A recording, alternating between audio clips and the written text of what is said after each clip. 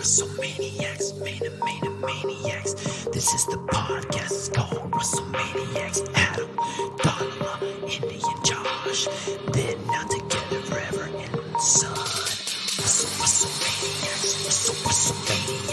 This is the podcast, it's called WrestleManiacs. WWE, AEW, TNA, JPW. WrestleManiacs. WrestleManiacs. Welcome NXT Universe to the WrestleManiacs podcast under the A Plus Hero Report banner. And tonight, me and a special guest as well is going to be reviewing the NXT show from April 3rd, 2024, the Go Home NXT until Stand and Deliver. So I want to bring on live here a part of the show of WrestleManiacs podcast, my co-host, the toast of the West Coast, Dodala. Dodala, how you doing this evening? What's up, Josh? Thank you so much for the lovely introduction. I'm doing fine. Yourself?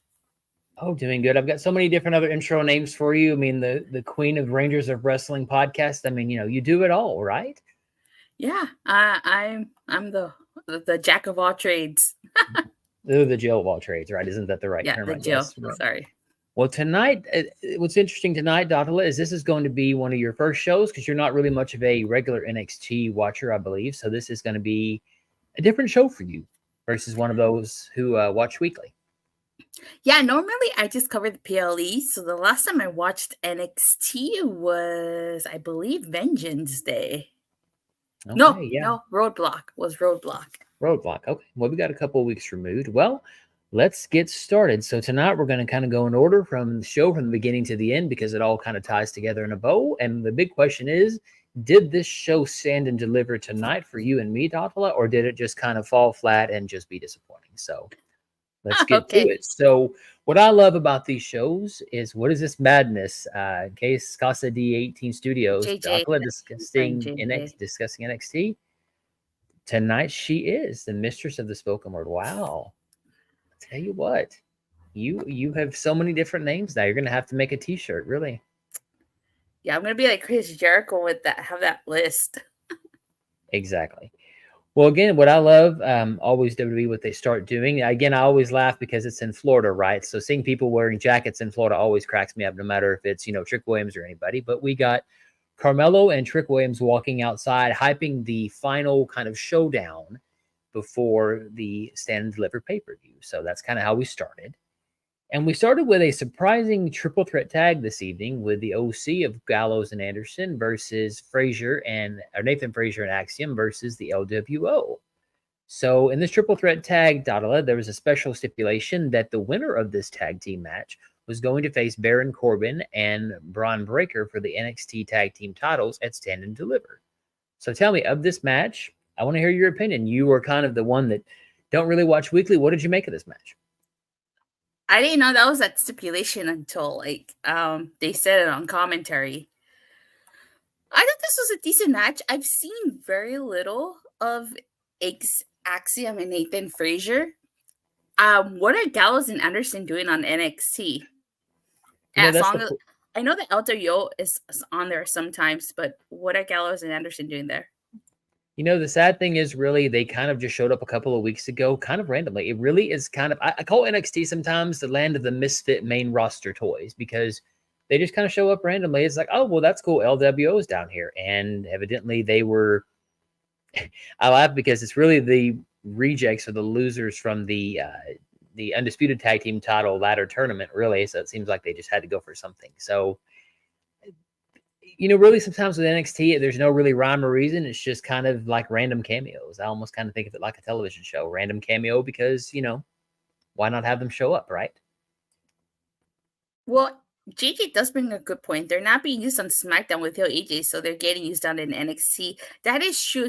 Ever since AJ Styles kind of rebranded into this lone wolf character, he left the OC. So like he said, if you're not using him, you might as well make him do something in NXT. It kind of reminds me in a way of when they used to take some superstars, like let's say the Big Show back in 01 and OVW. They used to kind of throw them down there to either retrain them or to get them in better shape or get them ready for a main roster re-debut or return. So again, I'm definitely not against it, but I mean, there's not been consistency, I don't think, with some of these characters. Sometimes they'll show up, sometimes they won't, and you kind of just, again, as you mentioned in commentary, they really hyped it halfway through, which again was nice. But we're missing an opportunity for a feud build up. So now it's going to be a cold kind of feud starting. So we actually had Axiom and Nathan Frazier actually win this, and to me, I think they really telegraphed it the whole match. Look at all the cool double moves they did. Look at all the kind of, it was really the highlight of the show for them. So I don't think it's a bad choice. I think it was a pretty good choice. They've had some momentum coming in the last couple of weeks. What did you kind of think? Again, just walking in blindly in a way. I have to say they were a good choice because LWO is on the main roster with with Rey Mysterio. Gallows and Anderson will probably go back to the main roster. So I feel like they were the great choice. They're probably going to beat Corbin and Braun Breaker for those tag titles. I would say so. I mean, if you look at the promos that we're getting on SmackDown for Braun Breaker and how fast he runs, how many things he does, I mean, it's kind of the really bread and butter of NXT. Usually, if there's a big feud going to be blown off, most of the time, whoever loses or whoever's going to be losing the championship goes to Raw or SmackDown, either announced prior or the night after WrestleMania. So, I mean, unless they continue the story, I like the idea of Braun Breaker on SmackDown. I do, but I think they just started this whole bromance with Baron Corbin and Braun Breaker that they're kind of cutting the legs off before it really even starts. At least in my opinion. My friend Ayo says they got me to do NXT. It's just for this week because it's WrestleMania week. I'm just gonna do the NXT Go Home show to Stand and Deliver and the NXT after Stand and Deliver. After that, I'm gonna do NXT. So it's just for this week and next week. Ayo. She's doing me a huge favor. Yeah, I'm helping Josh here. Exactly, the newbie. She's helping the rookie. She is my pro. If you remember the old NXT, I am the rookie and she is my pro. Okay, so look, she's gonna help me as much as she can, right?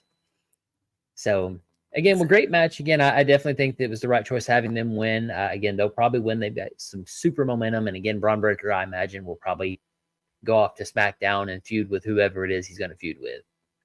Yeah. So next step, anything else before we leave this topic? No, nothing else. We'll see. We'll see how the match is on Stand and Deliver. Why do I feel we're going to have a NXT chant instead of NXT? It's going to be NXT, which means Zotila needs to do NXT. It seems like that's what we're going to start, right? So I should listen to your idea. I should make a Patreon and charge them to see me do NXT reviews on a weekly basis. I mean, why not? You are the professional here. Why not? I mean, again, I would pay for have you do NXT if people want it, they'll buy it, right? So exactly, do it. Exactly, if they want it, they'll pay for it. That's right, exactly. So the next thing we got is the not Godfather movie, the Dawn Father of NXT. Ilya Dragunov, the NXT champion, comes out and finds that his car has been booted. Cue a typical black SUV and telling them that the Dawn has summoned or asked for Ilya to really jump in the car and go see him. So tell me, not watching NXT, you probably know some of the characters. What do you make of kind of these, movie style vignettes of the not Godfather? I appreciate them. I do like the movie feel to it. Felt like I was watching a movie. Yes. A mob movie. And the thing is, they're really convincing. I mean, I really think that we kind of had this introduction of the movies in WWE in 2020 because there was no fans. So we could get away with some silly things. Some of the idea that, I mean, I don't know if you ever watched NXT when it was him and Santos Escobar feuding over, their different families. It was tremendous. I did not watch NXT during that time. I'll have to send you some clips because, I mean, if you want to talk about crazy movie stuff, he definitely, Casa D18 Studios here said Tony D'Angelo has come a long way. He definitely has, from a caricature to a character, I think. Okay, so we'll move on from there again. We had next JC Jane with her crew versus Fallon Henley. Didn't Nexus King cut a promo? I'm sorry? Didn't Nexus King cut a promo? He did. I'm sorry. Yes, he did. You're right. Yes, I actually did not have that in my notes. Darn. Yeah, Lexus King, the character I think can work. But the only problem I have with him is that, they're basically started out saying, I don't want to be like my dad, Brian Pillman. I want to be different. I don't want to be Brian Pillman Jr. Fine and dandy. But he really still gives off the Brian Pillman vibes. It's kind of like, you're kind of doing the same thing your dad was going to do anyway. So what's the difference? Good catch, Donald. Sorry about that.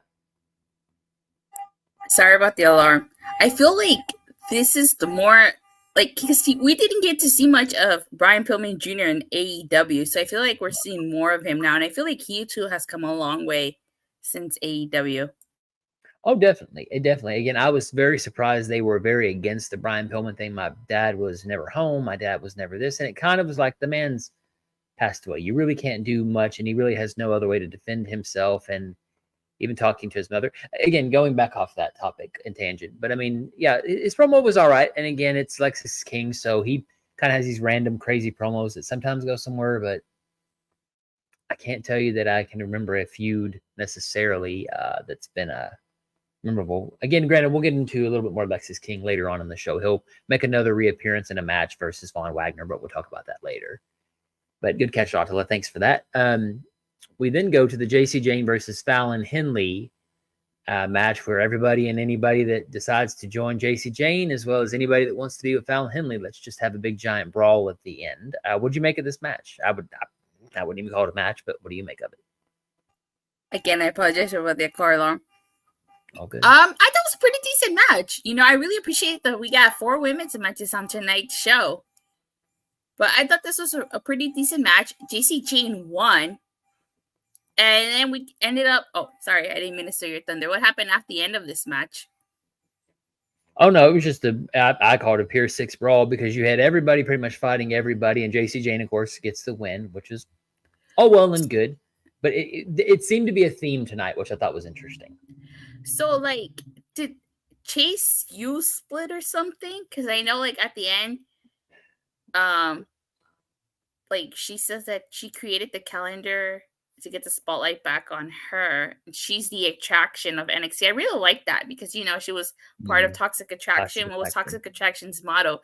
They weren't just the attraction. They weren't just, what was it? They were the attraction, you know?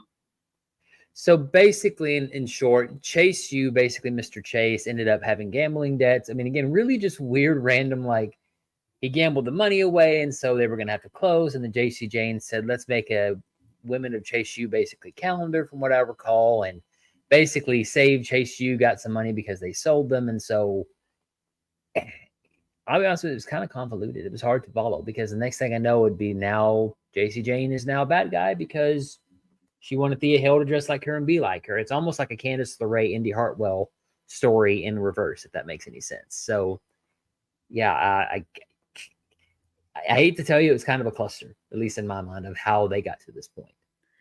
JJ says that this is the second best women's division next to the Knockouts. This is true. I think NXT, from what I've seen, has the second best women's division. TNA being number 1, obviously. I would agree. I mean, again, there's a lot of variety. And again, you're right. There were so many matches, women's matches tonight, that I kind of realized that even thought that, gosh, they had a lot of really big, deep talent roster. And that's not even including the other 3 women that were JC Jane and the other 3 women that were with Fallon Henley tonight. So, I mean, the roster is huge. I mean, they literally could have their own show again if they wanted to, if they really wanted to have something like that. What I really liked about this match after is JC Jane walking through the curtain, and there's Ava basically at the gorilla position, and she's basically just cutting a promo saying, hey, I'm here. I'm the one. I basically am the best woman here, as said, the attraction. And walks off, and then here comes Thea Hale. I like Thea Hale, but when she does the whole shaking thing, it makes me think of like a 12-year-old, like hyped up on sugar, so it drives me nuts. But you're not the only one that likes Thea Hale. JJ, if he's still in the chat, is a huge fan of Thea Hale. Oh, let's see. I mean, again, it's not that she's bad. I don't like the shaking thing. It drives me half nuts most of the time. But she, of course, gets mad, and, you know, she's basically running in and just doing her typical, I don't want to say Thea Hale rant. It's one of those that Thea Hale, to me, always rants and raves, and I really never feel she follows through with her promises. So it was all right. Again, but I did like the kind of continuity that you saw Lexus King walk past him. Didn't even sell them having to do anything. He just went right on to his match. I thought that was pretty neat. Any other thoughts on this segment before we leave this crazy brawl for all cluster? I did like the match. I liked it. I thought it was a pretty decent match. Okay. So then we ended up getting Lexus King versus Von Wagner, who Lexus King has technically really been feuding with Mr. Stone. And for those of you who know him in TNA as Robbie E. So quite the change from Robbie E to Mr. Stone. This match was okay. I wasn't really, invested too much into it. They tried to tell the story that Von Wagner is, part of Mr. Stone's family, even though he had some family issues of his own. And,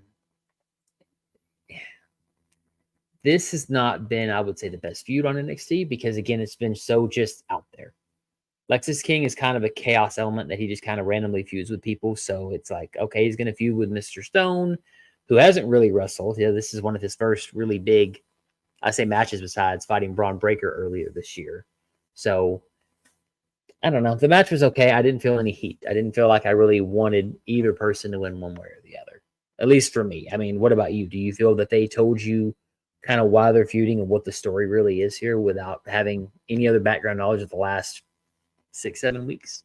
No, but it seems like Von Wagner has something against King because he immediately went after him. Yeah, well, basically, he just hurt Mr. Stone, and I mean, Mr. Stone basically. I'm going to say it this way, and I'm going to try to say it in the nicest way possible without trying to make it obvious that I'm saying it this way. If you think about Of Mice and Men, the book, if you've ever read the book, it almost seems like they treated Von Wagner as the big giant guy, right? And Mr. Stone's the small guy, because it's like, why am I having Mr. Stone stand up for Von Wagner? Von Wagner is huge by comparison to Mr. Stone. I mean, he's the monster, right? He's supposed to be the big guy. And you've got the little guy standing up to Lexis King. So it's been a very weird, I almost saying reverse type of story. I actually noted here, I said, what I would love to see in this, at least in my opinion, is, Mr. Stone comes back, Von Wagner ends up turning on Mr. Stone and joins Lexis King. So now Lexis King can run around NXT, talk all the crap he wants. And here's Von Wagner, this giant, massive man, basically being the muscle. That's what I want to see. You mean like a bodyguard, kind of?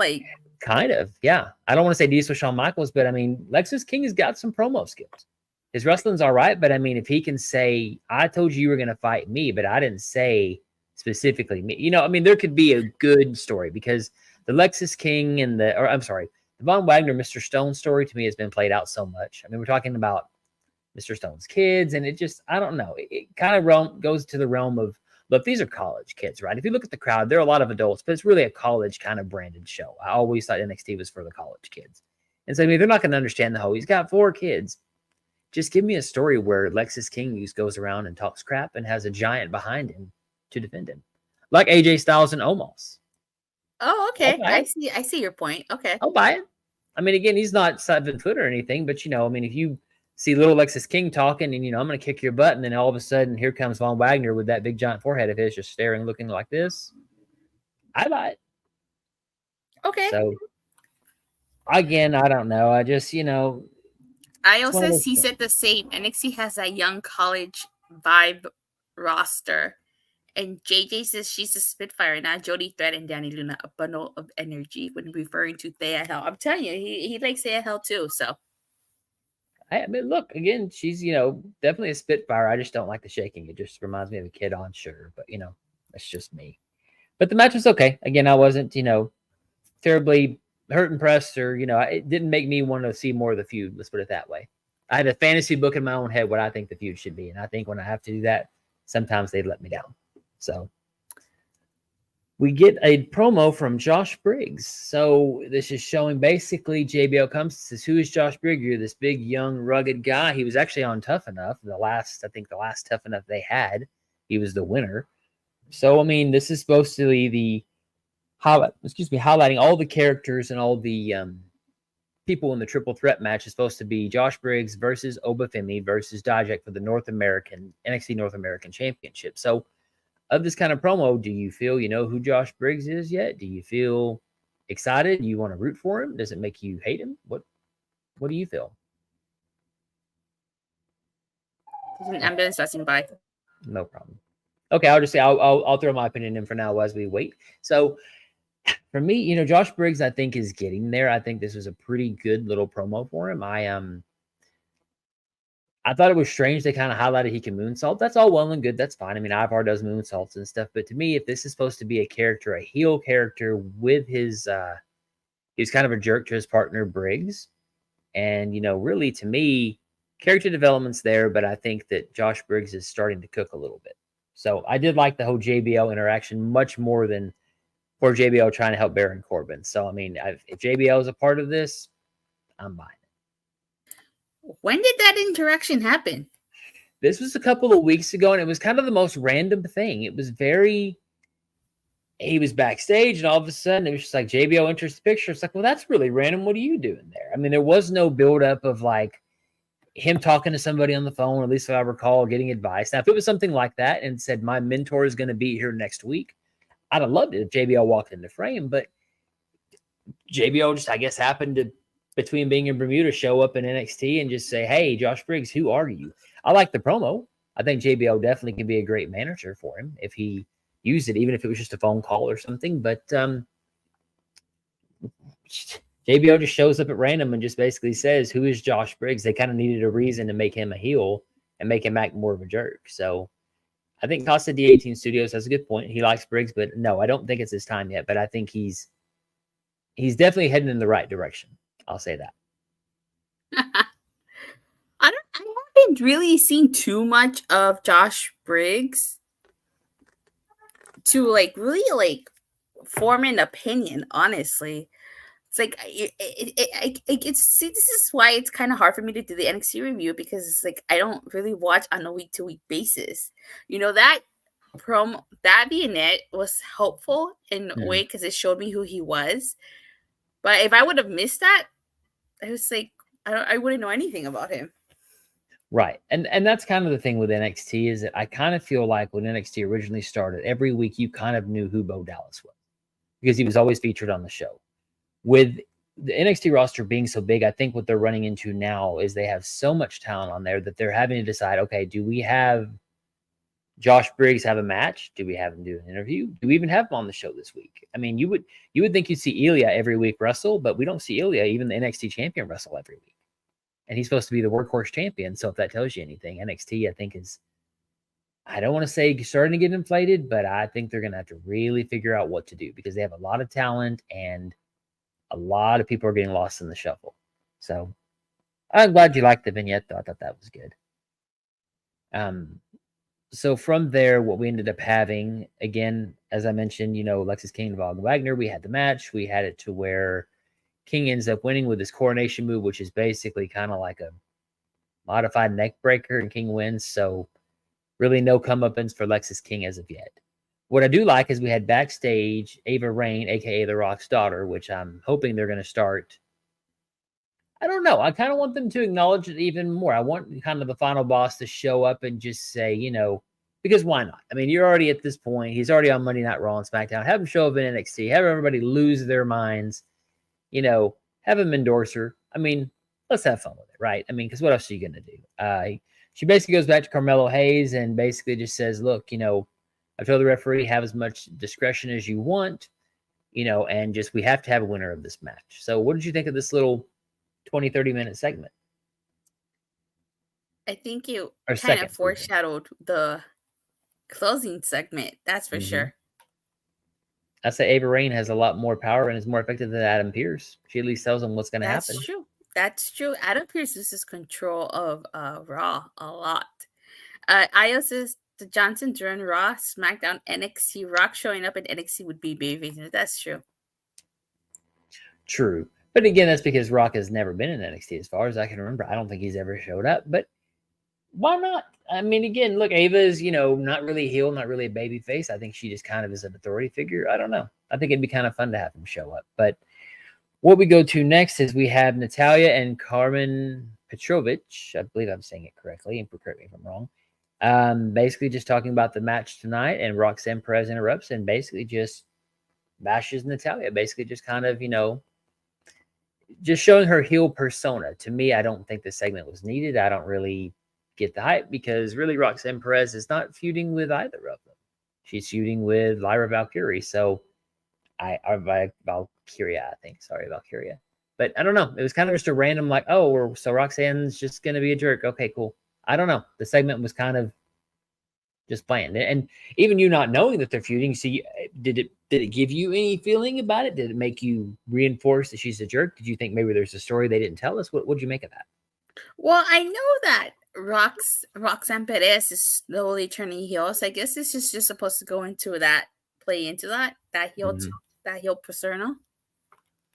Right. Well, but actually that led to is Lola Vice versus Carmen Petrovich. I don't know. Actually, I have you had trouble a saying. backstage segment with Ariana Grace and Warren Sinclair before you had the other women's match. Yes. Oh, that's right. Yes, you did actually have that setup of their match later on that night. I mean, it's so funny. Ariana Grace, I always want to say Ariana Grande because I guess that's probably why they have them so close, right? But that's Santino's daughter, and you can see it in her. That's I so didn't know funny. that until Yes. JJ, who's in the chat, told me. Yeah, that is actually his daughter. And to me, every time I see it now, it's hard for me not to see it. So now I see Santina a little bit in there every time I look at her. So it always tends to crack me up whenever I see her. So it set up a match between her and I believe who was it? It was Ren. Yeah, it was Ren Sinclair. So basically, the idea of the story of that, and I'll go into that, is Ariana and Gigi Dolan, another part of Toxic Attraction, has been feuding, and basically she just makes fun of the fact that Gigi looks, in her opinion, horrible. So the idea was that she won a match that basically she gets to play dress up and basically make Gigi. I think she called her Georgina. So it's kind of this makeover thing that Ariana's going to do. So Is she going to be like the beautiful people and use the makeovers to hurt instead of to improve? I hope so. I didn't think about that essentially, but I would love that. I definitely would love that it would be the version of the beautiful people and kind of making fun of her. I wouldn't be mad. But you know what? As good as Gigi is, I can almost see Gigi turning heel and really them two really dominating. Because why not? Gigi's kind of lost in the shuffle. I wasn't watching TNA at that time. I was in the chat, could probably help me out here, but I'm pretty sure like um Angelina Love and Velvet Sky, they would use a makeover to hurt, and then they would put a trash bag over the person's head. Yep. So if that's the case, like they could kind of do something similar. Uh JJ says he thinks it's about more listening to your heroes. Io says Ariana is just like her dad, the character's on point, and continuing the tradition of Aunt Santino Morella Miss WrestleMania. Correct that. Oh, thank you, Tremendous. Io. Tremendous. I didn't even think about that. Tremendous. That's amazing. Good. Thanks for that, Casa. I didn't even think about that. That's great. So yeah, definitely. I mean, it definitely was a good setup. And again, after that, as I mentioned, we had Natalia. I'm not Natalia. Excuse me. Lola Vice versus Carmen Petrovich. This match was okay. Again, I can't say I've been impressed by any of the matches. Although the only thing I did like is that the way that she won, hitting the sharpshooter actually on Petrovich, and actually Petrovich, to my surprise, actually tapping out and giving up. I was totally shocked by that because I kind of thought the way they had her entrance and the way they kind of been booking Petrovich, they've kind of, I don't know. I was surprised she lost, to be honest with you. I really did not expect that at first, especially that clean of a win. I say clean, but submission win. I was surprised. Actually, I have to disagree with you. I actually really like this match. I think Lola Vice is a star. I think she has a bright future in NXT and on the main roster. And I feel like both women were equally matched. I wouldn't mind seeing a part two. Yeah.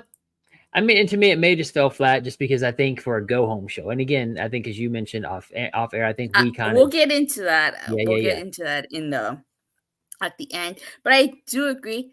I did like the fact that she did the sharpshooter and she was looking right at Natty when she did that. Such a good heel move. I mean, Lola Vice definitely, I will agree, she definitely is a star. Both of them are.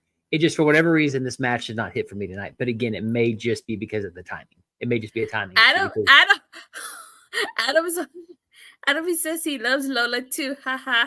he likes the hip move. That's what he likes. But hey, there's nothing wrong with that though. She's got a certain hip move that she does. But hey, there's nothing JJ wrong says he with that. liked the way the match started with the blocking reflex. Yeah, that was a good way to start the match. And I did like. I mean, that's a good point, Casa, that they did bring out the fact that I think you said JJ that they brought out the fact that this MMA versus martial arts. I did like that part. That part I did actually enjoy. So thanks for calling that to mind. So from there, again, we had Lola Vice win. That was, I thought, a pretty good segment. So I believe next what we had was the Supernova sessions with Noam Dar, I believe. So just first out before I say anything else. being blind to the idea of Noam Dar in the intro. What in the world did you make of Metaphor? Well, I've seen Metaphor before in the couple Mhm. times that I had to review NXT with JJ. Right? So I'm not too surprised by them. Give Love That Hips Don't Lie by Shakira. Oh yeah, I think that would fit Yes. her perfectly. Um, so I don't know when are they doing a talk show now? That's the thing. Metaphor pretty much is everywhere and anywhere. I think at this point they're almost like a comedy troupe. I mean, they look. I was talking to my wife the other day, and I said, the way they do their color scheme, the way they do it's almost like the Just Dance people. If anybody plays the Just Dance games, they have all the people dancing in the background. That's what they remind me of. So now that Noam Dar has lost his, Heritage Heritage Cup. Championship, Heritage Cup, right? They've kind of been, I don't want to say relegated because they really haven't been relegated. They're kind of a comedy act now. The idea that Noam Dar is just so ridiculous, and their gimmick is just kind of like they one time dressed as Scooby Doo and the gang for Halloween, and it almost perfectly fit them. It's like they're just kind of this random group that they just happen to be, a part of NXT, and they're good for a good laugh. So, having him interview him was good. I like that he basically was very annoying in the way he said Roxanne Perez. It was kind of cringy, but that's kind of his gimmick, the idea to be cringy. And my wife hates the fact that he has pigtails. It drives her nuts. Every week, she's like, why does he have hair like that? I'm like, I don't know. Maybe that's by design. So they actually were interviewing Lyra Valkyria, the current NXT Women's Champion, and Roxanne Perez, the challenger. So of this segment with the silliness of Metaphor in the background, what did you make of it? I also they had that Teen Titans like entrance. I could see that TENTITANS Titans go. Oh, wow. I didn't Um, think about that. what? I didn't think about it like that. That'd actually be pretty cool. METAFOUR. Metaphor. Nice one. See, there we go. I felt like this segment didn't have heat to it. I felt No, like they were saying what they needed to say, but there was no heat behind it. Like it just kind of fell flat a little bit to me. definitely. Well, I did like the line that like Lyra Valkyria said that while she wins, all Roxanne Perez does is bitch. That did get me. I even made my wife go, oh, and she usually doesn't, really respond to stuff like that. So it made her look up from her phone and be like, oh, that's fighting words. I'm like, good. But that's what it needed. That is the spark that should have started at the beginning. That she should have said that at first. Then we could have had some heat to it. Because no, the segment really look, I mean, the idea is Roxanne Perez, never really lost her title. She didn't get it because Indy won it, and she kind of turned heel because she was frustrated. Got it. But again, there is no heat. And the fact that Lyra actually put her through the table, I don't see Roxanne winning because, I mean, again, having the champ put the bad person through the table, put the heel through the table before the PLE, I don't know. That was a weird move. I have to admit, it was very odd. I also looking forward to the match. Could go either way. I think they'll have a good match. I just I think it think was so a too. but you're right, though. There was no heat. I didn't feel like there was really true hatred. It felt like, again, like you said, they were trying to say what they were going to say. And to me, I mean, not that it's Metaphor's fault, but I was watching Metaphor the entire time. I was watching their reactions in the background. I was watching Noam Dar's reactions, how he was giggling and laughing and kind of having a good time. So really, I don't want to say they took away from the segment, but they're such good characters that really you kind of almost lost the heat already, and there was no heat to begin with between the two. So it made it almost like a comedy act or like some bad kids trying to do some theater. Sorry, I'm not sure about that. What the heck? Well, apparently Siri disagrees. I see how it is. It's fine. Oh, Whatever. okay. Siri disagrees with you. Evidently so. I will say the match that I saw, I think it was Roadblock between Lyra Valkyria versus Roxanne Perez, which is what Lyra Valkyria alludes to that she blamed Lola when she didn't win that match. Right. I thought that was a really good match between the two of them. So I'm really looking forward to their. I didn't even know they had a rematch. I didn't know that they were they had a match at Stand and Deliver. So I'll be looking forward to that. Yeah, it's gonna be a great match. I definitely think it's gonna be one of the I'll say it. I think it'll be a really good match of the night. It's just, again, the match quality, I think there still has to be heat. They'll have a great match. That's not a problem. But again, if there's no heat between them two, look, you could have Kenny Omega and Chris Jericho all day long. They're going to have a good match. But unless there's no story there, no heat, I'm just seeing a 5-star match with no feeling. I mean, you can compare Omega and Jericho 5-star versus Michaels and Ric Flair. It could be a terrible match, but the feeling is there. So, again, it made me somewhat excited to see them, but it was really, really, really weird having Roxanne put through the table because, again, there was just no, I don't know. I just didn't expect the face to get the comeuppance at this point. I really didn't. So, a little different. I'll just say that.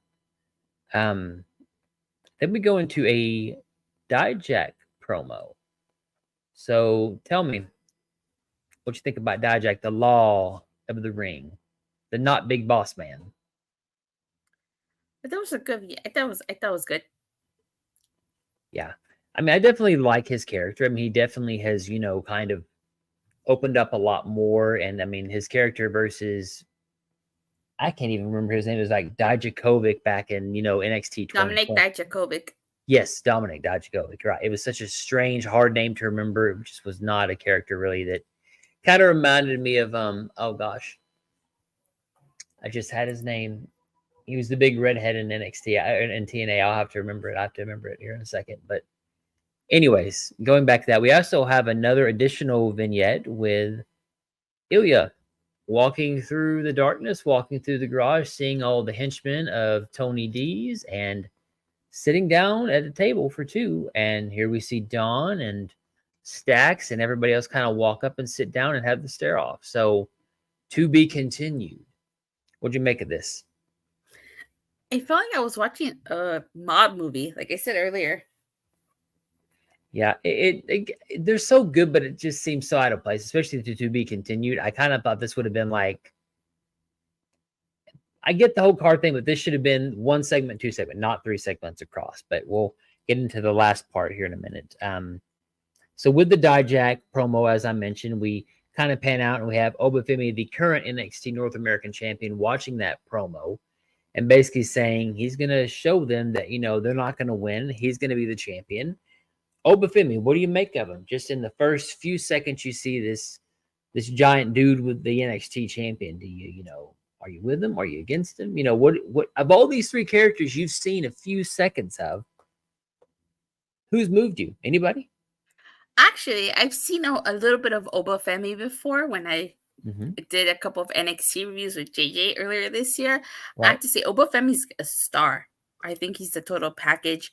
He's definitely has a lot of potential. And he's come out of nowhere. Like, I mean, he was just one of the rookies, right, on the breakout tournament. And then all of a sudden, boom, he ends up becoming NXT North American champion. And he's really got the crowd. I mean, that boom, oof, that sound thing. I mean, I would have never thought it would have got over that quickly. So going into that, we actually have a match. Just, again, this has been kind of the theme of tonight, I think, because we have him versus Joe Gacy come out. But as Joe Gacy comes out, the camera turns upside down. Shawn Spears attacks him from behind with a chair. The perfect 10, right? The man with the perfect 10 chair shot to the back, right? So we have him hit him, and then, he kind of backs off when Obafemi goes up and says, no, he's mine. And basically, Oba just, I dare say, dominates Joe Gacy. Joe Gacy got a little bit of offense. I won't say he didn't, but basically, Oba beat him up pretty much. So the referee's like, nah, we can't do this no more. What'd you make of the segment of Shawn Spears attacking him and Obafemi basically dominating him, really? Is there a reason why Shawn Spears attacked him? That's the thing, is that, it's been such a random... Joe Gacy has been such a character that he randomly feuds with people, and I don't understand why. There's never been this sit down of like, I hate you. It's just, he attacked him because he attacked him. I never really got much of a... to me, I never really got much of a story out of it. From what I've seen of Joe Gacy, he kind of reminds me of Crazy Steve from TNA, except he doesn't stab people with forks like Crazy Steve does. That we know of, right? I mean, and Joe Gacy has been lost really pretty much since, the breakdown of the schism? Yeah, the schism. I mean, really, look, he had a feud with Braun Breaker I thought was pretty good. I mean, I'm surprised at using the last name Gacy, and just because of the whole aspect of, I don't know, again, because the resurgence, I would say, of John Wayne Gacy. I thought that was a really kind of That's what strange I thing. thought too. I was like, was he named after the serial killer? And he's crazy, and he has a weird smile, and he's kind of creepy, and he's kind of nuts. So I agree. AO Productions, I get a small Bray Wyatt vibe a little bit, and I kind of thought that's what he was really kind of vibing off of. But Joe Gacy's kind of a lost, chaotic character. It's Crazy Steve, honestly, when you say it that way, I didn't watch much of TNA that way, but it kind of makes sense. He's just a crazy guy because he's Crazy Joe Gacy. I like Crazy Steve better though, but that's just because I watch TNA on a weekly basis. Right. Well, and that's all right. I mean, again, that's because at least Crazy Steve, Crazy Steve is crazy because he's crazy. And there's a reason for it. Well, Joe Gacy's crazy because why, I don't know. Gacy has been lost ever since the Dyad left NXT and went back to gritting your teeth. I agree. I mean, Ava Rain became the, NXT general manager, which again, I did like later on when he comes up to her, my back, give me a match against Sean Spear at Stand and Deliver. So I thought that was pretty good. And Ava being like, hey, Joe, how's it going? And again, there's this sort of friendliness interaction of like, hey, what you want? And so I thought that was an okay way to build up Joe Gacy and Sean Spears. I'll watch it because it sounds interesting, but I don't know. Again, to me, no heat. You still have no heat between them two.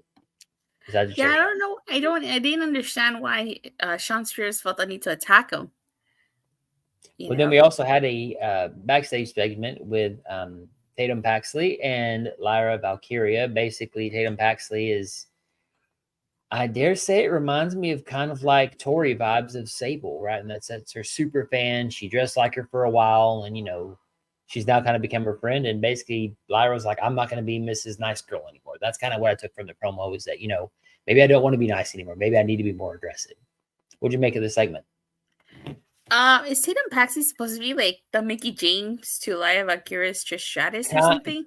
Kind of without really. I mean, I dare say hinting it, but there's a strong hint to the Mickey James vibe. And again, almost, yeah, exactly. AO Productions. It's like that, or it reminds me almost of, again, Tori and Sable, but yes, same thing. I don't think it's the same thing, but okay. In terms of like the crazy, like, I'd say the unhinged type of like, because I mean, granted, tonight Tatum was pretty chill, but I mean, a couple of weeks ago, I mean, when she was dressing like her and really like wanting to wear all the black and stuff, I mean, I don't know. Who knows? With NXT, it could change next week. It could be totally like Trish and Mickey James. Who knows? I mean, Raw going to Netflix, you never know what's going to happen, right? I didn't think I'd hear the word bitch on NXT, and I did tonight. So, I mean, who knows? There might be something. And now it's not as, crazy anymore. So why not?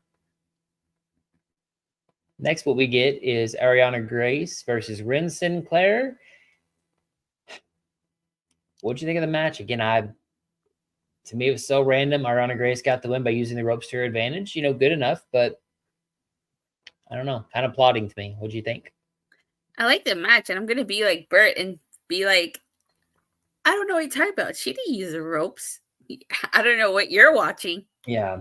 I don't know. I really was not a fan of kind of I don't know. Nothing impressed me tonight. Nothing really kicked with me. Nothing really made me hyped. Io says hi to your kids when Raw goes to Netflix. Uncle Rock says to let you know, don't be talking shit. Yeah, exactly. That's for real. That's true. That's true. Hide your kids, hide your wife. Raw is going uncut and uncensored and uncooked again. For real though, it seems like maybe Ariana Grace is she supposed to be a heel or a face? Heel. Heel. Okay, yeah, that explains why she grabbed the rope. Yep. That's what I say. She used the rope to her advantage to basically win, which is fine. I mean, again, it's good. I mean, I like her character. They just, again, with NXT, it literally is going to be, is she going to be on next week? I don't know. Maybe she is. Maybe she isn't. Will she be on in 2 weeks? I don't know. Maybe, maybe not. It's just so different that there's so many different people on the roster that, oh, I forgot about her character. I like her character. Tiffany Stratton was the same way. She was on 1 week, a couple weeks she wasn't on. Then all of a sudden she was really a featured performer because somehow she stood out. And so I think that's the thing with Ariana is I like her character, but I need to see more. I need to see more of her character. I need to see more than just she is a Mrs. NXT. And I'm hoping this angle with Gigi will really be her coming out party, at least to me. So to me, I don't know. That's how I feel. We also get another match. We have Sol Ruka, the beach blonde girl, I'd say the Baywatch model, versus Blair Davenport, the Cruella DeVille of NXT with her hair that reminds me of Cruella DeVille. So pretty good match. I thought it was a lot better than most of the matches I'd seen, at least this evening. What'd you make of them? I thought this was a good match. I did like it. I'm really surprised this took place on the Go Home show. You think they put this on Stand and Deliver? Especially, wasn't Blair Davenport responsible for taking out Sol Ruka out for a while? For that knee. Yeah, and she kept going after the knee. Yeah, I mean that I was surprised it was a Go Home show. Maybe they just didn't have enough time. I don't know, but I really liked the match. They're putting Joe Gacy versus Shawn Spears on the countdown, if I heard correctly. They could have put this on the card too. Agreed. I mean, this match, what I liked about it the most, I think, was I love that Blair Davenport went for that knee to the face, and Sol Ruka just at the last minute did the roll up and won. I thought that was great. I thought that was a great way to end the match, and it was a surprise and wasn't expected. And I mean, because most of the time you have them kick out, but the fact she didn't, I don't know. I like the idea of Sol Ruka still in one this time. I really liked that. I thought that was a great way to end that match, because most of the matches tonight has been random people. Joe Gacy got beat up too much, and there's, I don't know. I just like the clean finish. I really did. JJ's like, he taught me well. He did. He carried me out. When I was reviewing NXT, he carried me through all their reviews because I was so lost. But that's he's the one who told me that. Oh, good. Well, that's the thing, though, is we're actually going to. That's why I like reviewing NXT with you now, especially tonight for the Go Home show, because that's going to tie into something a little bit later you and I will talk about.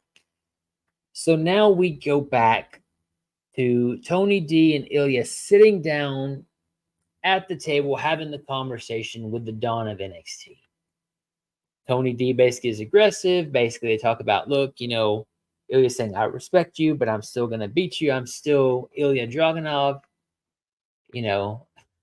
Sorry, I just read the comment he wrote. And, his poor back. He broke his back having to carry me throughout the NXT reviews. Oh. And we did 5 reviews. So his back is hurting. Gotcha. Okay. Weight of the world on his shoulders, essentially. Got it. Anyways, with Ilya and Dragunov, basically, Ilya and Tony D, rather, basically, Tony grabs his hand, his injured hand, and basically says, look, I could have had you beat. I could have you beat right now if I want to. All these guys, you don't think they're going to jump on you if I just snap my fingers? Basically, it was a pretty good promo. Again, Tony D is such a character in terms of he plays the Italian character so well. It almost makes you, how do I say this? He's so believable, he's believable. He's almost a caricature, but it makes him a character. What I mean by that is, if you look at it from anybody coming in not understanding wrestling, right? So there's a Godfather guy that plays the Godfather, but then you realize he actually does so well, it makes you forget that his caricature is a caricature. It almost, I don't know, it almost endears it because it's so over the top.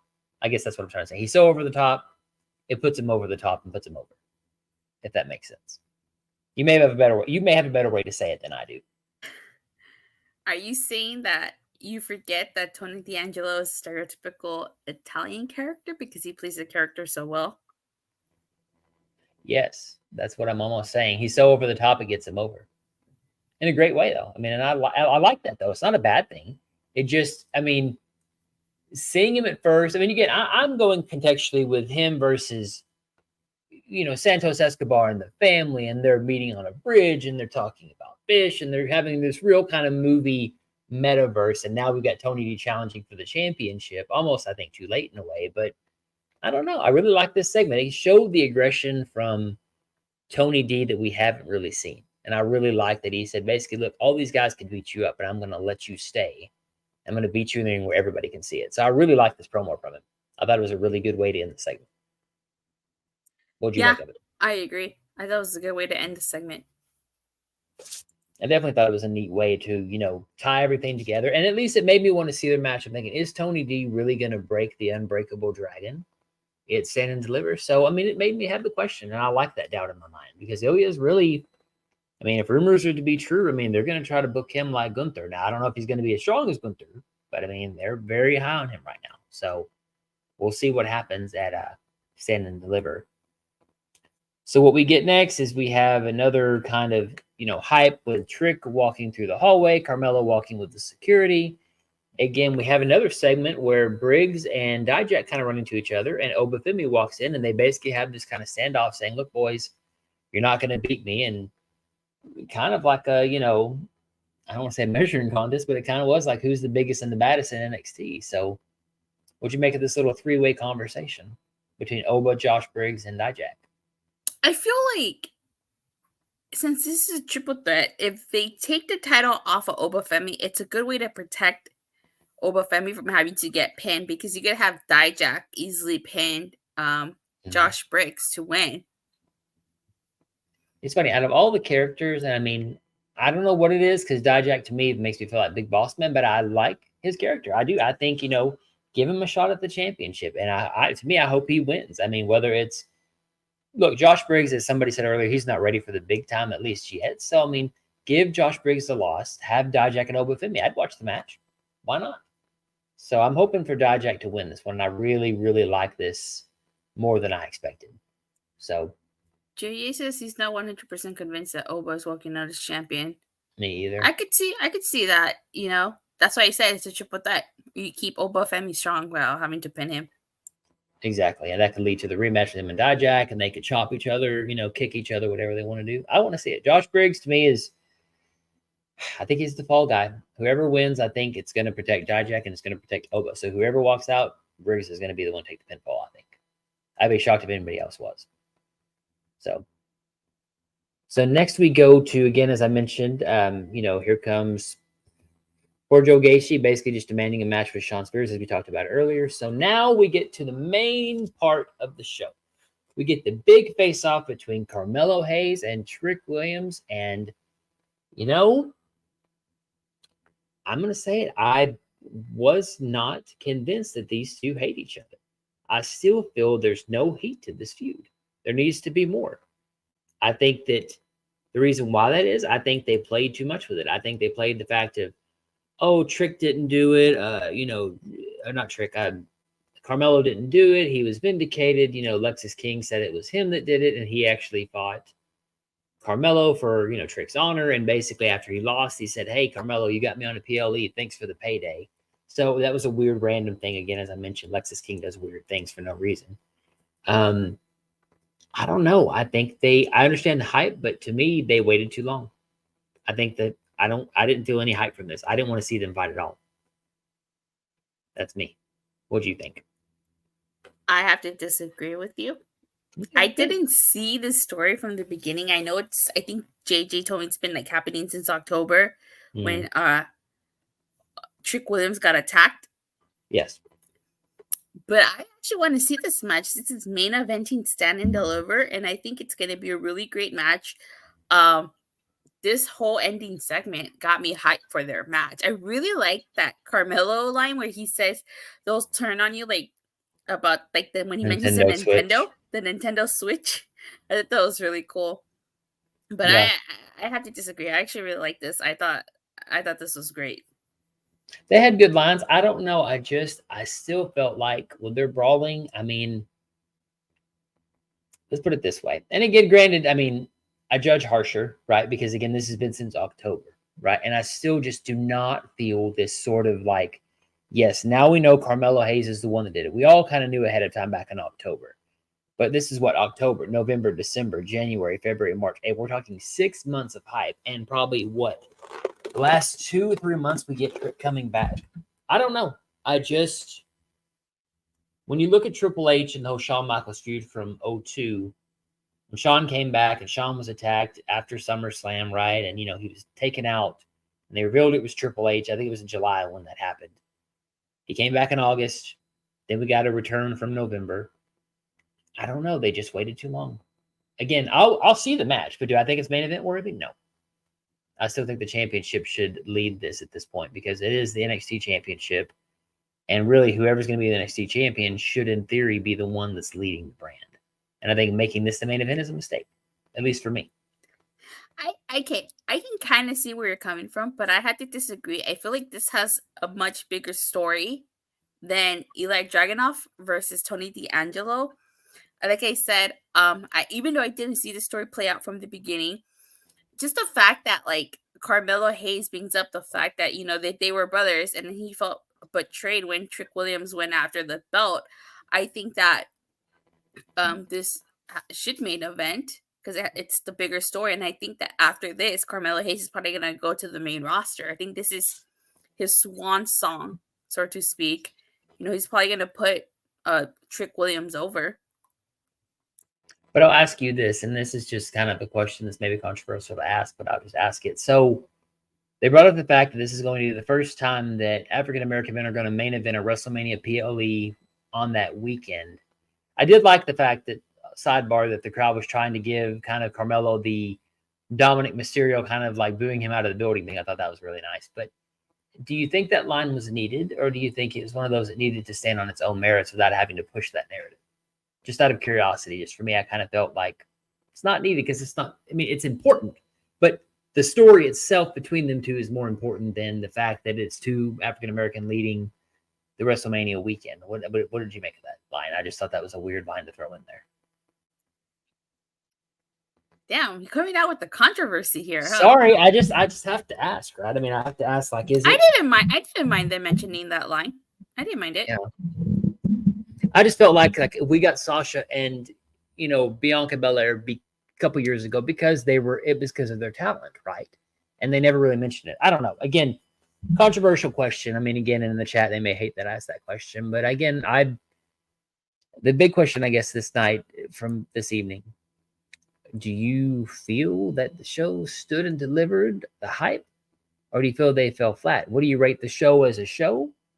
And as a go-home show, and how hyped are you for Stand and Deliver now? JJ says he says that it needed to be mentioned, but it should have been next week and after it happened. I would agree with that. That makes more sense to me. Okay, I can see that. As far as tonight is concerned, I did think this was a pretty decent show. I did enjoy the women's matches, and I do appreciate that we got 4 women's matches. However, I feel like this was the go-home show. As someone who doesn't watch NXT on a weekly basis, this show was supposed to sell me a Stand and Deliver. It's supposed to get me to tune in. It's supposed to help make me feel hype. I didn't get that, except with Trick Williams and Carmelo Hayes at the very end. Right. Like, so if this was your run-of-the-mill NXT, like this was just a regular NXT, I would say, yeah, I thought it was a pretty decent show. Mm-hmm. Look forward to next week. But this is the go-home show. You're supposed to sell you Stand and Deliver. I don't think this did.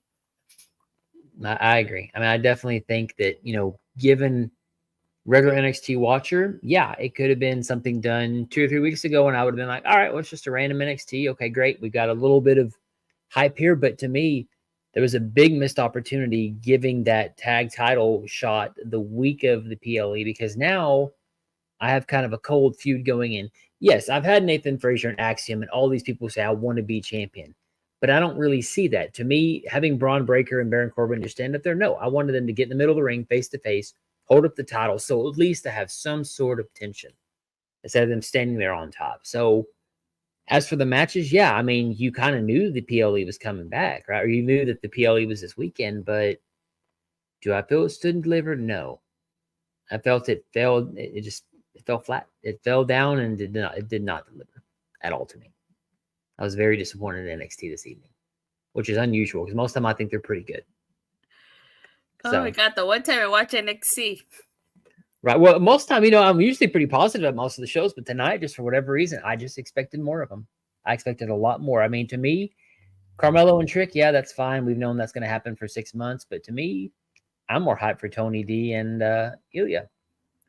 Like I said, overall, I did think that this was a pretty decent and a decent episode, but this was the go-home show. This should have sold me Stand and Deliver. Didn't do that. Had this just been a regular episode, I would have been okay with it. Oh, JJ, okay. Okay, I stand corrected. There was a tournament to face the tag champs, but I still think that it should not have been the week before the PLE. I would have rather had it at the beginning of the month or at least the middle of the month. I mean, I still think there's not enough time to build that sort of heat that there should be between these two, especially now that Baron Corbin stands over Axiom and poor Nathan Frazier pretty tall. But again, that's my opinion. Again, it's always going to be probably marred in some controversy. Again, everybody's got their different opinions, right? So that's going to be half the fun of the show. But again, we have Trick Williams and them get into a brawl. You know, the Raw streams, he's out, breaks him up to the end of the show. They sign off on NXT. So was it a good go-home show? No, I think we both kind of agreed that it kind of fell a little flat. But definitely looking forward to seeing the Stand and Deliver pay-per-view. I'm going to see how it's going to be running. Definitely looking forward to next week. And you and I got some simulcasts later this week. We've got SmackDown. You want to go through the list? Because there's so many we've got. We did the first of 7. Yeah. Best of 7 series. Let's call it that. Best of 7, right? It's the best of 7 series. So our simulcast will be Friday, the go home show to WrestleMania for SmackDown. We're not doing Rampage. I mean, I watch Rampage, but I don't cover Rampage, and you don't. I don't think you watch Rampage, right? No.